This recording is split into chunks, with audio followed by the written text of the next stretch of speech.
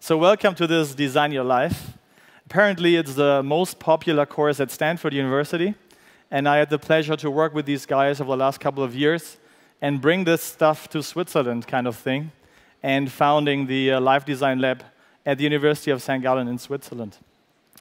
This course is it's applying design thinking to our lives, which is careers, but also a lot of other things than career, but our life in general.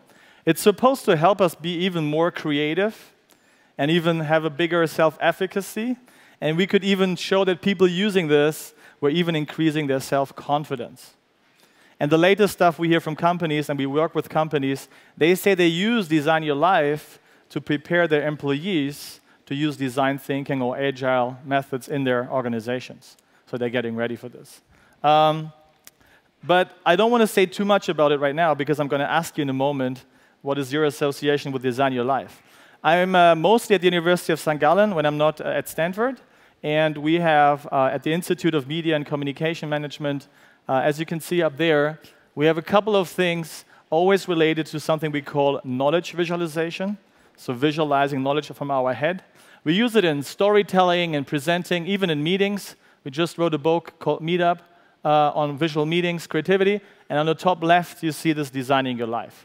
So we're really applying design thinking, but also knowledge visualization to design your life. But before I'm going to get any further on this, can I ask you to take out your smartphones? I know this is unlikely, because usually you would try to focus it. Get your smartphones out and go on, if you can see this, menti.com. If you are asked to put in a code, please put this code, 401164. And it should ask you a question. What do you associate with the term life design? I'm interested, whatever comes to your mind, just don't look at this one. Let me put the code back. Just go on that website and put the code in, and it's asking you to put down 2 terms that you associate with life design. If I can ask you to do this, and let's see what's going to come out. So that's menti.com. Oh, I see people already did it. So menti.com, 401164. So this is, by the way, also a nice tool. Who knows Mentimeter, by the way? Hands up if you know Mentimeter. 1 person, 5, OK. Feel free, well, I'm not part of this company, but feel free to use this in the future, because you can do these kind of polls for free, OK? And I've done this yesterday in Germany with 150 people, and actually here we are also quite a number of people. Oh my goodness, OK, this is awesome. So lots of people coming up. Then the more a term is mentioned, the bigger it gets, right? So we can see that balance, happiness seems to be something very big. Even visualization, thank you for mentioning that. Goals, productivity, balance, visualization. OK, this is going on. Wow, you guys are very active. Yesterday was an insurance company in Germany, and like half of the people are like, really? My smartphone? You want to put in a code or what? I'm not saying it's because of an insurance company, but anyways. So you guys are much more fitter, and then we can really see striking out balance, happiness, and goals. So that's very interesting, because when I approach people with life design, people come up with things like, so do I have to hug a tree in your workshop? And if you Google life design, you get everything from hugging a tree to very, very serious things like psychotherapy and psychoanalysis, which is great. But it really is also very much in line with what you're saying here, like balance. Actually, now, if we would be in a workshop right now, I would ask you, like, what kind of balance? Balance between what? Work-life balance, other balances, and or happiness. And really, when we use design thinking and design your life for our own lives, it's really also about figuring out what is it about balance, or what is it about happiness that is very attractive for you, OK? So thank you so much for taking part in this poll. I can see people going on under 24. OK, let's going to wait. So at least it also gives me a number of people who are inside this room, unless there is some webinar communication at the same time and people signing in from outside. So what it really is about, at the very core, is really also trying to find out, of course we want to be more satisfied and fulfilling, and maybe the life will be more meaningful, but it's really at the very core of the course is also trying to figure out what is it? What is it about my life I want to redesign? And it's also the fact that we have a bias to action in design thinking. So we don't want people only to talk about it, but we actually also want people to take action. But let me, so thank you so much for taking part in this mini poll. Let me give you an example. So this one I get approached to by senior professors from University of St.Gallen, and some of you know the reputation of St.Gallen, right? So if I wear a t-shirt, people usually look very weird at me if I do this in St.Gallen. And if I tell them about Design Your Life, they tell me like, oh yeah, that's a good thing for students, because they have to figure it out, right? And they have this notion of they have to figure it out once, and then everything will come from there. But design thinking, or life design at the very bottom there, is this notion of prototyping and iterating, and we can do this also for our lives. And I was approached by very senior HSG professors in St. Gallen. They say, hey, do you run courses like Design Your Retirement? I know, we're laughing, right? But it's actually very true. And I'm going to design a course for that. So people who say, I only have 2-3 more years in my career, but then I also want to design a life that's meaningful for me, having some part-time job, and also enjoying my life as such. Let me give you an example of an anti-life designer, if I may. It's a guy in Zurich. He works in as a financial advisor in a bank, and he says, oh, my job is shit. And it has been shit for quite some time now. I cannot put my finger on this, but it's shit. But my family has always been, and it's true, my family has always been associated with dogs. So I'm a dog guy. I really take this dog thing serious, and I want to do something serious with dogs. So what he does is he quits his job because he thinks dogs is my passion, so I want to do something with dogs. He gets an education at being a dog trainer. He even gets an area. He gets like a house. He buys like dogs, buys dogs. And he's having his dog school. And then he has the opening house. Lots of people registered. Lots of people are there. He's the owner of this thing. It's the open day. And he's standing there. And guess what he thinks? He's like, this is not how I thought it would be. I actually don't like this. Okay? He's a very good example of an anti-life designer. Because an anti-life designer would always base his decisions on assumptions. An anti-life designer would always have assumptions guiding his decisions. In other terms, a life designer would always try to replace assumptions with mini experiences. Okay?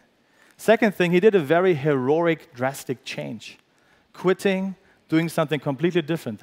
This is very high risk. And a non-life designer can take very high risks, that's okay. But a life designer would always make low-risk prototypes. Low risk in terms of money, in terms of time, in terms of emotions. And you don't have to ask people for permission to do this. And then two more, he's a dichotomous thinker, which is an anti-life designer. A dichotomous thinker is only thinking in either or. As a life designer, we would always replace dichotomous thinking with differentiated thinking. We would first try to figure out what is it about my job that I don't like. There's a funny exercise called love and hate, where you can assess your current situation.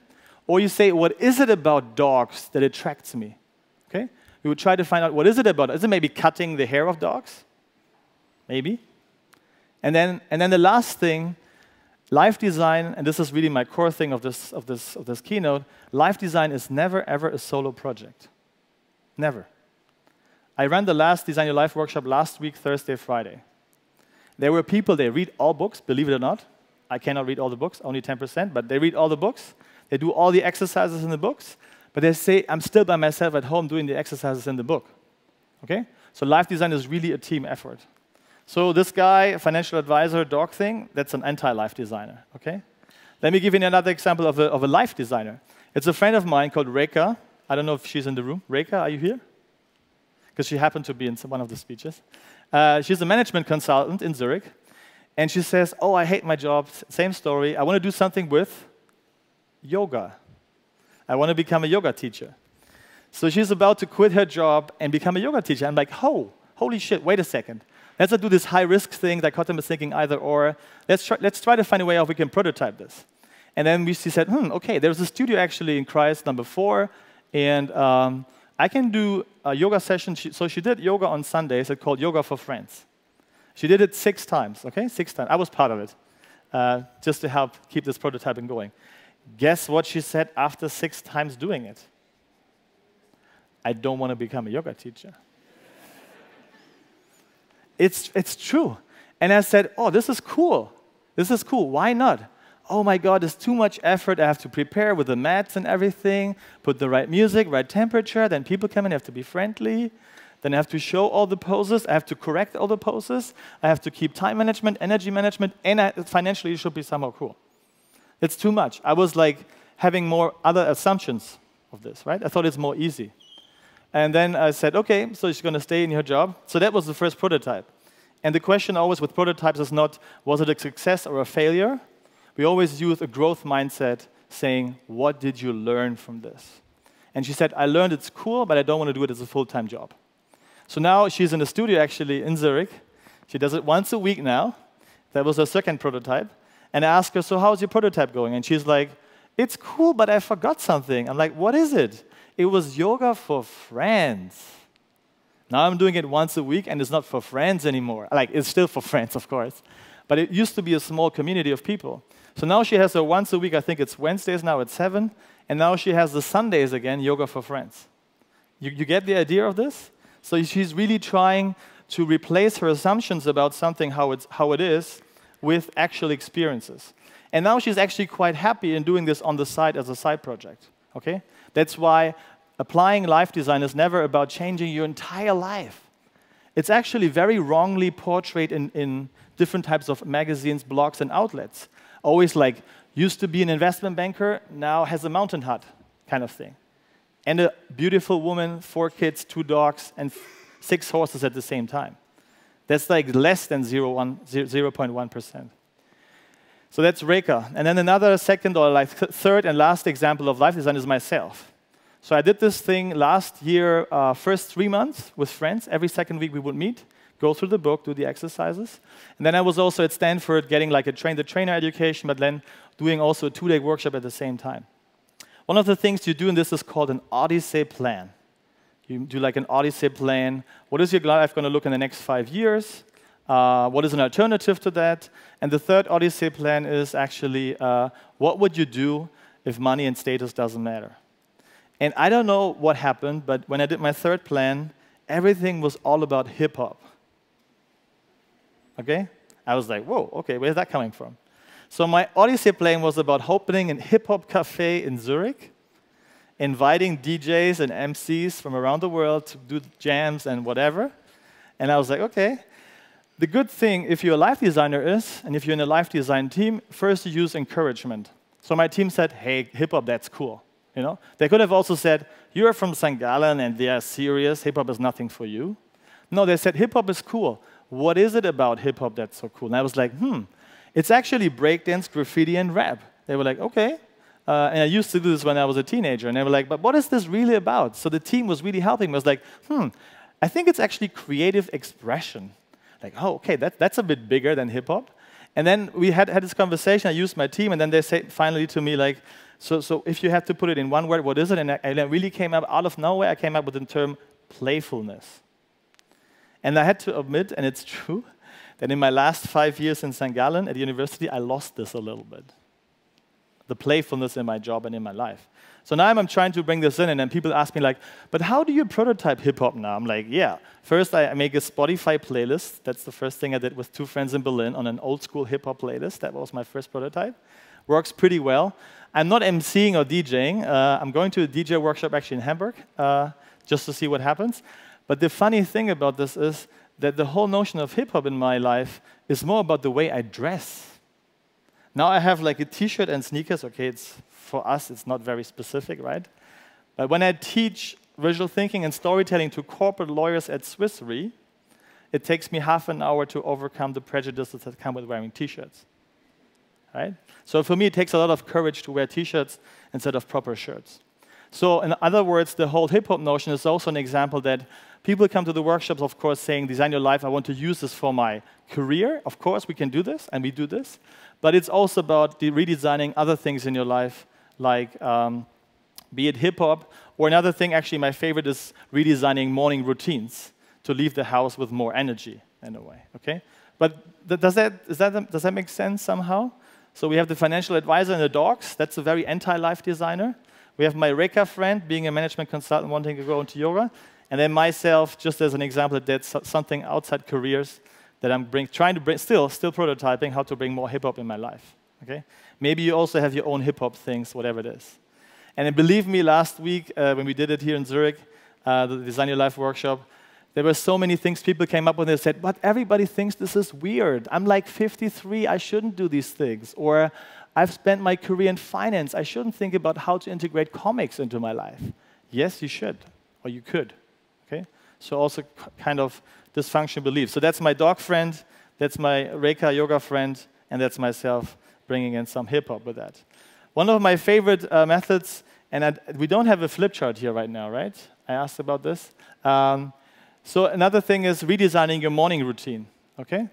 And if you can also Google this, you find this online. It's really cool.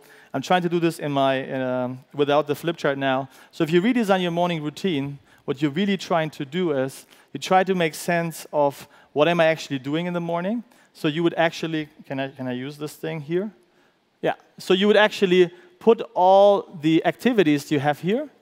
So like looking in your smartphone, taking a shower, going to the toilet, having some coffee, having some food, and then reading the newspaper maybe, and then leaving the house, right? That's the first thing you would do.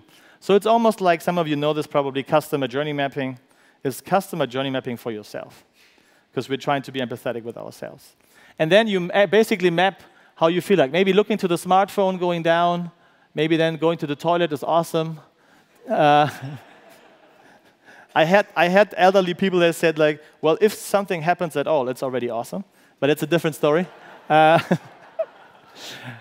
Then, so toilet and shower is awesome. Let's say food is shit or like not so good, and then coffee is okay, and then I'm leaving my house kind of here, kind of thing, okay? And then, so this is the first thing. This is empathy. So this is the first thing we do in Design Your Life, also in design thinking, empathy. And in Design Your Life, we use empathy for ourselves, okay? So we use this customer journey mapping for our morning routine. Then we look into the curve that you have to imagine now in a moment. And then we pick an element of the curve. So we had smartphone being very down. We had food being very down. And let's say, as a life designer, you would say, OK, food is not so cool. I want to redesign this. Then you use the team to ideate. You go out again. You ideate with your team. What is it about food that you want to improve? And what kind of ideas can we create? We had one student, he said, I want to eat more fresh food in the morning. Okay? So he said, okay, what are the options of fresh food? You can buy it, you can cut the fruit, etc. And then the next thing is prototype and test. So the next morning he was prototyping and testing this, okay? So trying to refine the way he was consuming food in the morning. So he bought fruit, he cut it in the morning, he has his fruit salad, and then what do we ask? What did you learn from this? Okay? And he's like, fresh fruit, awesome. I'm going to continue with that stuff. Preparing it, so much time. It's a time waster. It stops to make me keep going. What does the team say? How can we prototype this? How can we make this different? I can have my flatmate or a wife or a boyfriend cut it for me. That's one of the options we said. I can buy it already cut. It's pretty expensive, but you can do this. I can cut it the night before, right? And guess what? So he tried this, and he cut it the night before. He said, it's awesome, that's perfect. But still, I need to be more efficient. So now he's cutting it on Sunday evening for the next 5 days, okay? The only thing he had to learn, which I also wasn't aware of, some of you might be laughing at this, but what I also had to learn was don't put in bananas, right? Have you done this? They look like shit after one day. On Monday evening, you don't want to eat bananas anymore. However, I learned also in this experiment that people tell me like, yeah, but why are you so stupid? Bananas, that's obvious. You have to put lemon juice, then it doesn't happen. I'm like, okay, thanks for sharing. But you know, like we learned this. So now he's cutting it on Sunday evenings and has his food, right? So it's the same thing. If you say, my career is shit, I think I have to drop it and do something else, that's not the way to go. The same as morning routine. Oh, I leave my house without energy, it's shit, I should drop my morning routine. Well, then you should do something else. It's more like, be empathetic, get a better understanding of what is it about the morning routine that is shitty, or what is it about the job that is shitty, and then define the problem. I want to eat more healthy despite my lack of time. Let's have ideas of how to do this. Let's prototype and test this and see what we can learn from this. And you can do this on different levels. You can do this at redesigning my morning routine, redesigning my team meetings, redesigning the way I sleep, okay? Or, as we did it last week in our workshop, redesigning to have a more meaningful life and meaningful work. So you have different layers that you can do this. Does that make sense somehow? Somehow people are like, yeah, maybe. You can approach me later on or if you want to have more questions. So redesigning your morning routine is one option. And we would always use the double diamond model, which I'm sure most of you know, which is, and this is, I think, the biggest misunderstanding in design thinking. Yes, design thinking is a great way to find solutions for problems, but the very core of design thinking is, what is it? Finding the problem. Spending time on finding the problem. It's the same, that's why it's half of the game is finding the problem. Here is empathy, understanding, defining the problem, ideating, prototyping, testing. Okay? I usually would draw this, but it's okay. So really finding the problem. The same in our morning routine. Finding the problem. Is this the smartphone? By the way, some people redesigned the way they use smartphones, and what they did was, I told them, design one boring version and one extreme version. The extreme version was, and it was students in St. Gallen actually, they said they would come to their house, put their phones into the mailbox, the post box outside the apartment, with a charger, with a power bank, and only look back into it when they leave the house the next morning. That's like a drastic change, right? But what would you do? What would you say if people approach you? You would always have encouragement. This is great. Prototype this tomorrow and tell me what you learned from this. Okay? This is the way to go. So this is the way. And then at Stanford, it has become the most popular course, and it was not computer science. My own story with this is that I approached them in 2014 saying, I want to bring this to Switzerland. They're like, yeah, use Switzerland. Come back in a year. And I came back, and I even came back the year after. I think this came out in 2015, 16. It's a New York Times bestseller from the guys from Stanford. This is Bill Burnett, one of the authors I had the pleasure to meet. And it was interesting because in the beginning, he wouldn't pay attention to me at all. So he was really ignoring me. And when I told him that we have the lab and we do research about it, he's like, oh, okay. What are ways to finance a trip for me to Switzerland? I'm like, okay, let's talk about this. Okay, and then I went to Stanford last year with an international crowd to learn this and how to do this. And then now we have the Live Design Lab associated at the University of St. Gallen. This is the Stanford model that's also very close to the design thinking model in general. However, what we added there is this notion of accept. Okay? So accepting wherever are in your lives in terms of age or whatever it is, accept where you are. They're even working with executives in the Silicon Valley that on the outside, they have everything. They have a cool job, wife and all these family and boats and houses and everything. But still, they're missing something. So even if you're, I don't know, whatever age, 40, 50, 60, 70, designing your retirement, we're also going to customize a workshop on designing the way you come back after you had a child, for example. Okay?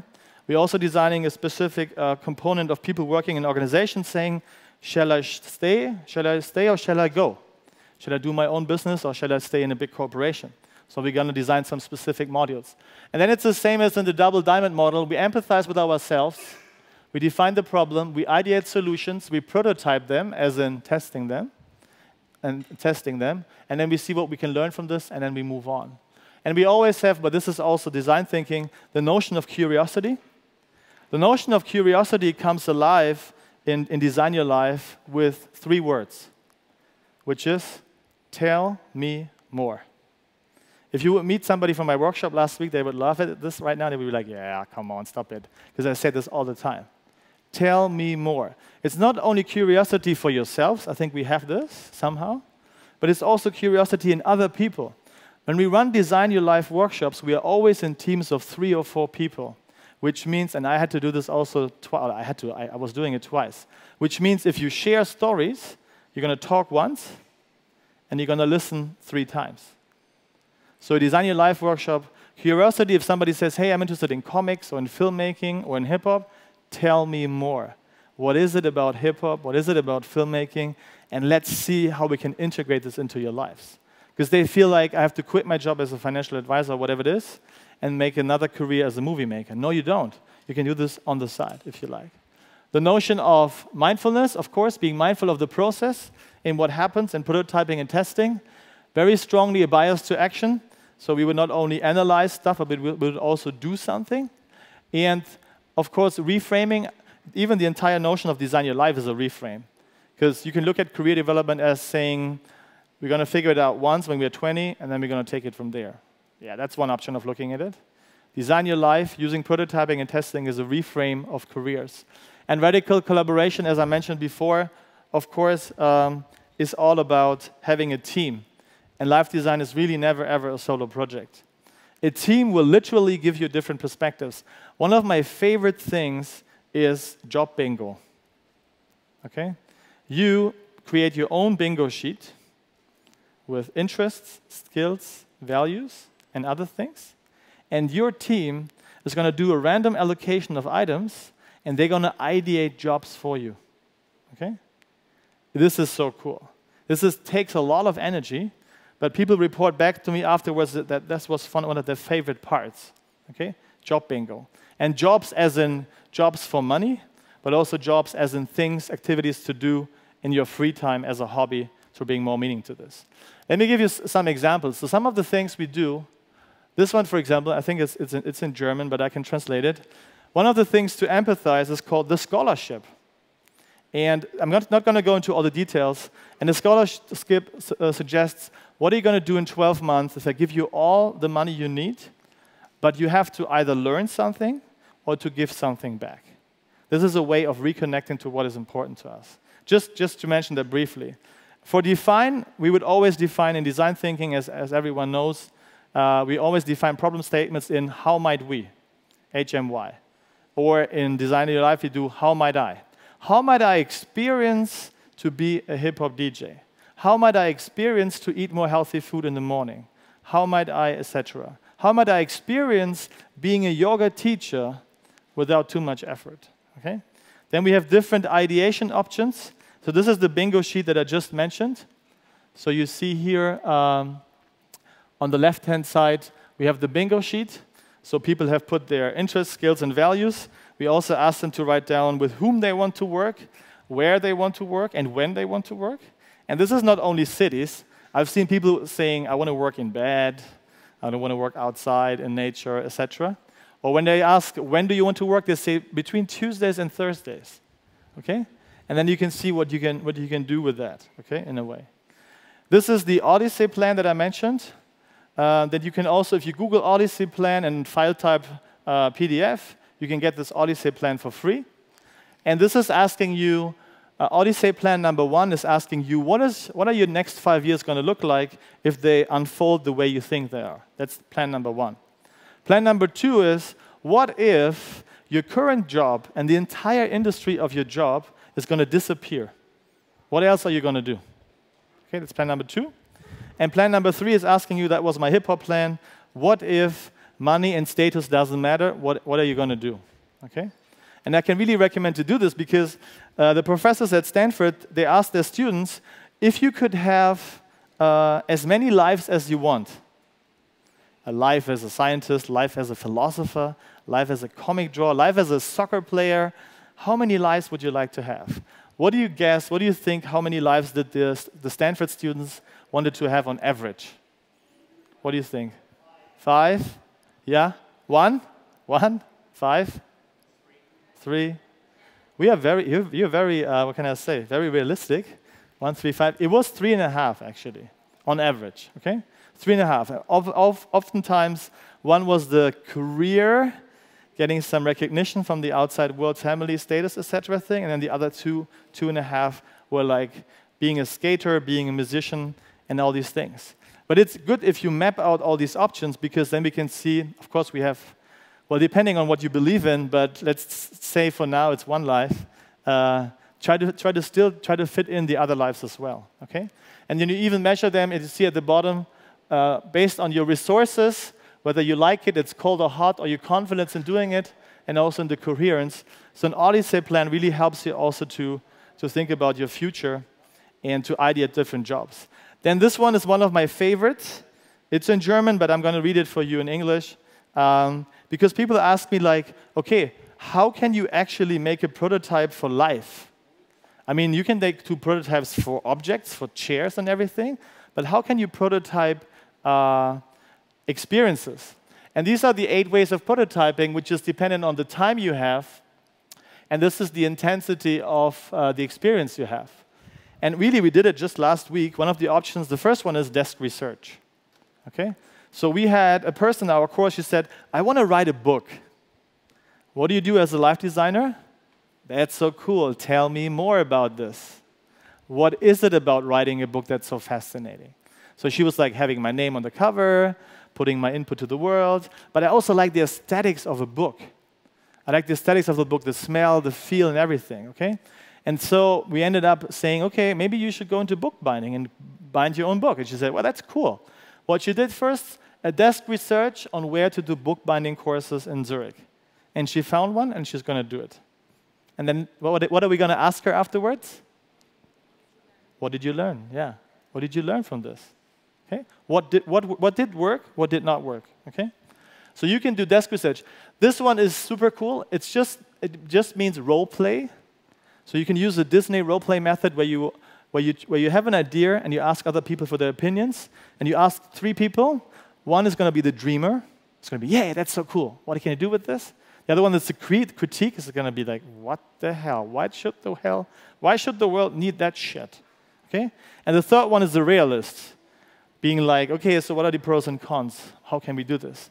And we did this once with a workshop participant, and she said, I don't know why she did this, but that was her thing. I want to bring the notion of positive psychology to the moment when we take a shower. What do we do? That's so cool. Tell me more about this. And then we did a small role play, and then she figured out that I was the critique at that point. I was like, the shower is a moment when I don't want to think, not even about positive psychology. Like, okay, point taken. And then she was like refining her ideas. Okay, that's role play. Another one is observation. We had a student, he said, I want to be a barista. Is that an international term, barista? Like the people at Starbucks that make the coffee and stuff. And then we said, okay, why do you want to do this? Yeah, because I want to serve the customer, etc. And I actually want to also celebrate the coffee roasting. So he did an observation at Starbucks in the Silicon Valley, and he figured out, hey, the coffee roasting thing is only a few seconds. Mostly it's like dealing with people or cleaning up and stuff. But then he found another one that I can highly recommend. If you ever go to Silicon Valley, go to Phil's Coffee, one of my favorites. And they separate customer and payment with the coffee making. And then he was observing them, and he said, okay, I want to work there. I want to prototype it there. Okay? That's the observation. Live design interviews, I can absolutely recommend. I've done 2 now, and I was super nervous. Probably also because I did one with David Kelly, who's the founder of design thinking, also of the term. He's a Stanford professor. And I just wanted to ask him, he's the founder also of IDEO, the biggest and most successful design company in the world. And I wanted to know him also about the founding of the company, and he said basically it was chance. There were other things that he said. But asking, trying to get to people who have a job, a hobby, even a lifestyle that you think is cool, where you're assuming it's cool, and ask them about how is it actually to be this person? How is it to have this job? Okay? You will be surprised how willing people are, how willing they are to share their stories. Okay? And what happens most of the time, if you are really authentically interested in that person, you have a very strong connection with this person. And if they have whatever job internships coming up, they will be thinking about you. So I can really recommend this. Shadowing is an ethnographical method when you walk with somebody. I'm currently trying to get into NZZ with a friend of mine who's a consultant there. It's kind of difficult, but we will see. So I would like to shadow. And then you can, of course, volunteer. Okay? Like the guy who was in financial advising and the dogs. He could have volunteered at the haircutter for dogs for 1 day, just to see how it goes. I also know people who volunteer for 1 day in the zoo in Zurich, because they want to do something with animals, and then they want to see whether they really like it. And then, of course, the very classical things people think about when they think about trying something is like a side hustle or a side project, or a sabbatical or doing an internship. But a lot of people think that they have to take 6 months off to figure out what they want, to figure out what alternatives are there. But these are really ways of how you can bring in prototypes and prototype the notion of hip-hop, the notion of yoga, or whatever it is that is popping up in your heads right now. Okay? Does that make sense somehow? The notion of prototyping, iterating. So I did this with David Kelly. So he's the IDEO guy. And I also did it in Cape Town because I wanted to have the experience of being a tour guide. I always thought being a tour guide is cool. You can drive around, you have customers, you know everybody around, you're going to be like, hey, what's up? So I was volunteering with this guy, okay? I thought it's like this. And then I asked him, so I was with him the entire day. I gave out the drinks and the food to the customers, etc. And then at some point in the day, I said, okay, so what is cool about this and what is shit about this? And he said, it was funny, because we were at a beach with some penguins. And then he was like this, he was like, dude, nature is my office. Okay? I was like, okay, that's cool. Because he used to be a chef before. He was always in the basement cooking. There was no sunlight. And I said, okay, but what is it that you don't like? He said, man, it's like customers, 10% are really shitty. And it's traffic. And especially when you want to enter the national parks, you queue forever. And it gets warm. There are no drinks anymore. Customers complain. But still it's better than being a chef. And so he's continuing with this. But it gave me also a reality check on what I was thinking about a tour guide. I'm still thinking of doing an Airbnb experience as a tour guide here in Zurich, so watch out for this. But I need to prototype this, right? Before I do this with a couple of friends. Low risk, low effort, low emotions. If it's cool, it's going to come up, okay?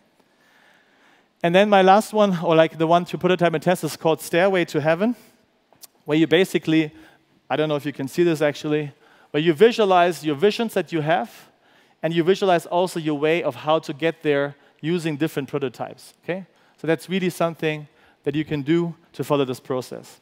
And along the way, and this is also what people at Stanford are very very keen on, is what we realize when we do these workshops, or also the research about this, is that people, including myself, of course, we seem to have some dysfunctional beliefs. For example, I have to make a heroic, drastic change. This is the way it's displayed on the magazine, so I have to do it too, right? It has to be something heroic and big. Quitting the job, starting something new. Best version of yourself. That's awesome.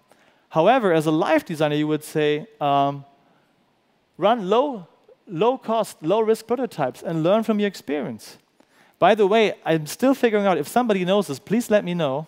I was told there is a mountain hut in Ticino by the Swiss Alpine Club, and it's supposed to allow strangers to be the mountain hut guide for 2 weeks.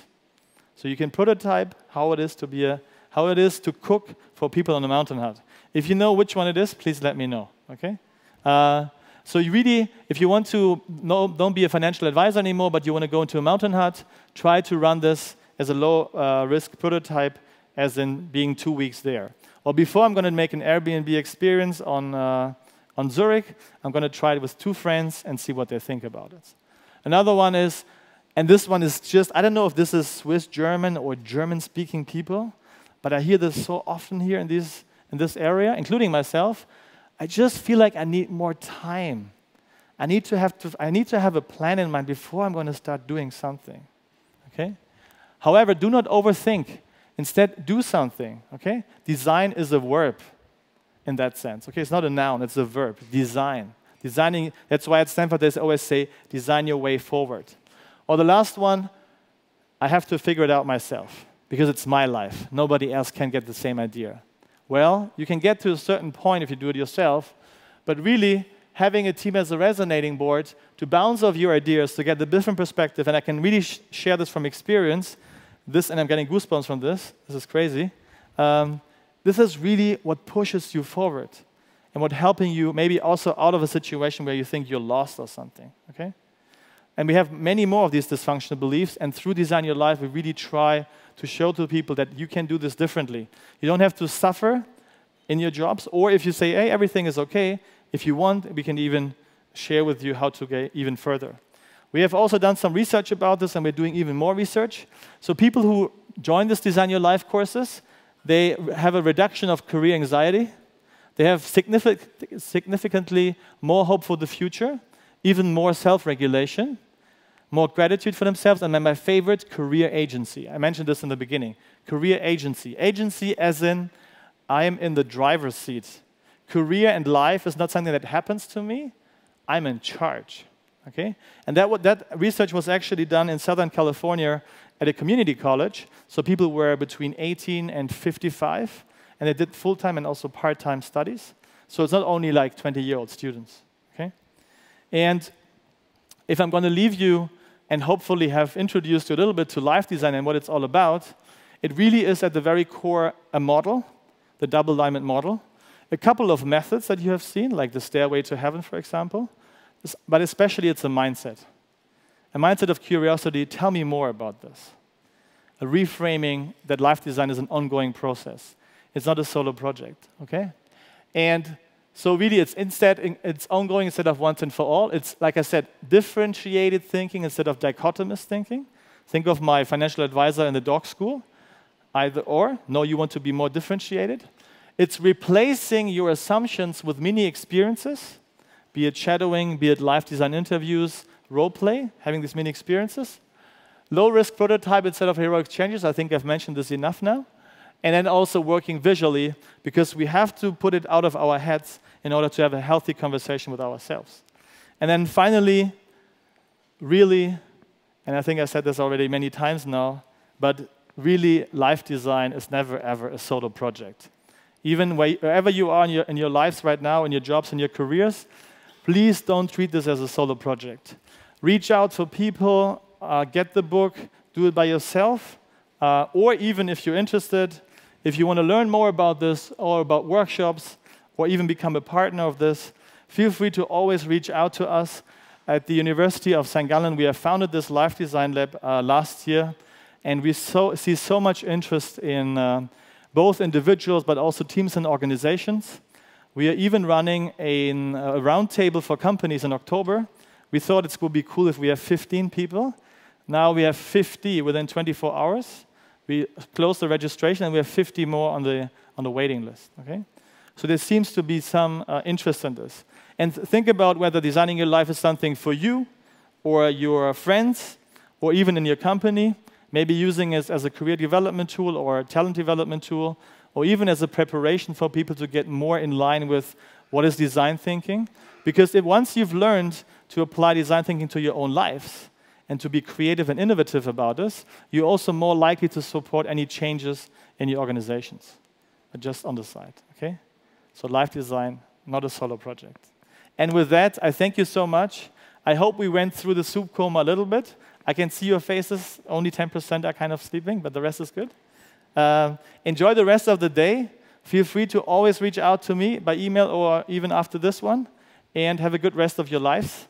And hope to see you soon again. Thank you so much.